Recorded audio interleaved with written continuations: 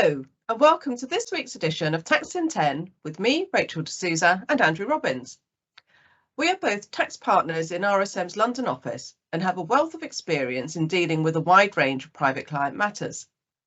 Your feedback is valuable to us, so do keep it coming, especially if you have thoughts on any topics you would like us to cover. Rachel, I've recently been reading an anonymised first-tier tribunal case about how many days you can spend in the UK without being tax resident. And I think it's worth us spending a few minutes today thinking about what this can tell us about how that statutory residence rules actually work. Okay, but before you go on, let's just remind everybody what the statutory residence test is. So these are the rules that tell us whether an individual is tax resident in the UK or not. And since April 2013, they have been set out in a series of descriptive tests, which mean you can actually work out in advance exactly how many days you can spend in the UK each year before you become resident for tax purposes. Exactly. And the SRT was a really big step forward compared to the mess of rules that we had before, where nobody knew until after the event whether they were resident or not. Now, the case that I'm talking about, which was imaginatively called A Taxpayer, is about looking at what happens when you have to spend more time in the UK than you originally expected due to circumstances beyond your control. Now, the legislation does include provisions for exceptional circumstances, and that's what the taxpayer was looking to take advantage of and claim in this particular case. So as a very, very high level summary, the facts of the case were that the taxpayer was living in Ireland and her twin sister and her twin sister's children were living in England. Now, the taxpayer had already spent enough time in the UK so that if she spent basically 2 more nights here, she would have been UK tax resident. The problem was that she claimed that she had to come back into the UK and spend extra nights here as an emergency because her sister was an alcoholic and was suicidal, and she needed to be here specifically to care for her. Now, I've got to say, in those circumstances, it sounds pretty callous of HMRC to be trying to deny the statutory exceptional circumstances relief, but that is exactly what they did. Well, hang on a second, Andrew. I've read the report as well, and it is a bit more complicated than you have suggested. Now, for a start, you haven't mentioned there was tax of over £3 million at stake. And I think it's also fair to say, albeit, reading between the lines, it certainly sounds like the taxpayer's move to Ireland was partially motivated for tax reasons. So I think it is pretty reasonable for HMRC to want to look at this quite closely. Yeah. Now, HMRC were also able to show that there was a 3-week gap between the taxpayer being warned about her sister's mental health and actually coming to visit her. And on another occasion, she found time on the way to see her sister, not only to have a pub lunch, but to visit Vision Express. So, so things might not be quite as dramatic as you suggest. Okay, that is fair enough. And I have to admit that the tribunal didn't seem to find the taxpayer's claims about her sister being suicidal very credible. But they did find in the taxpayer's favour. And it's the reasons why that I think make this interesting.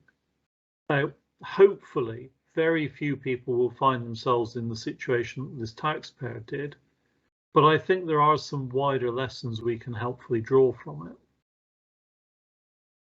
Absolutely. Now, HMRC had 4 main arguments, and the court rejected all of them.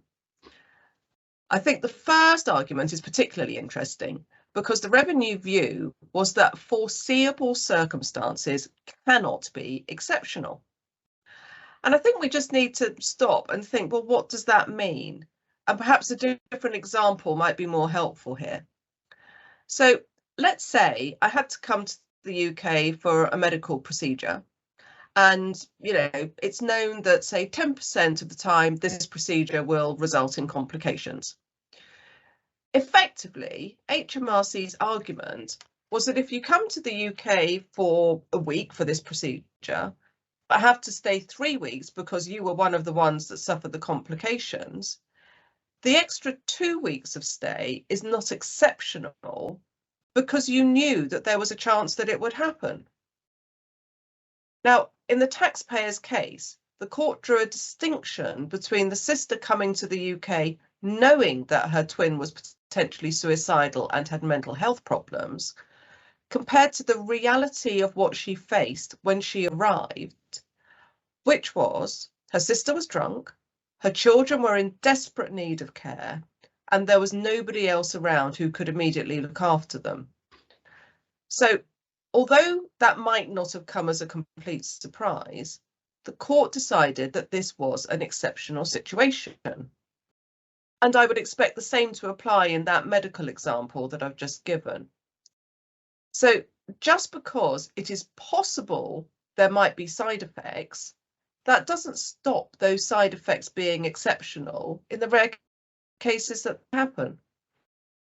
I think it's also interesting that HMRC argues that the exceptional circumstances rule has to be applied narrowly, and they relied heavily on the examples in the legislation. Now, the court was not at all convinced by this and made the very reasonable point that the legislation gives a few extreme examples, but these are not exhaustive, and as we so often say, the facts have to be looked at individually. I think that's all really important. I totally agree that it's very interesting here that the revenue were, it's not so much that they were challenging the taxpayer in the first place, because I think, to be fair, actually this decision probably could have gone either way. But it's more the fact that the revenue were trying so hard to limit the application of the relief, which, as I think the court was effectively saying, that this does seem to go against the spirit of the very legislation. This is legislation that is designed to build into it unforeseen circumstances, and the revenue are then, but essentially in this case we're trying to narrow that down so that even though you couldn't have foreseen that the sister would be, you know, drunk to a level that the children might potentially have been in danger if they'd been left alone, the revenue is saying, well, you knew she was a drunk, therefore it wasn't a surprise that she was drunk when you got there. I mean, that does seem quite mean-spirited. So I think there are a couple of points to take away from this. And for me, one of those is that taxpayers need to understand the level of detail that will be looked at in support of anything they say. You know, in this case, right down to whether or not you visited Vision Express on your way to see your sister. And I think people often kind of assume that, oh, nobody will know. And it's so important. This, I think, is a classic case of saying they will know. And not only will they know, they will know at a huge sort of level of granular detail. And the other point is that you need to be really clear what your exceptional circumstances are. Yeah, that's right.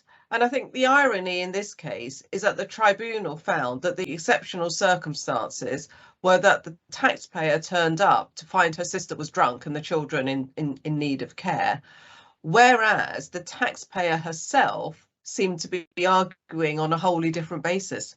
Yeah, true. Now, unusually this week, I have a recommendation for you.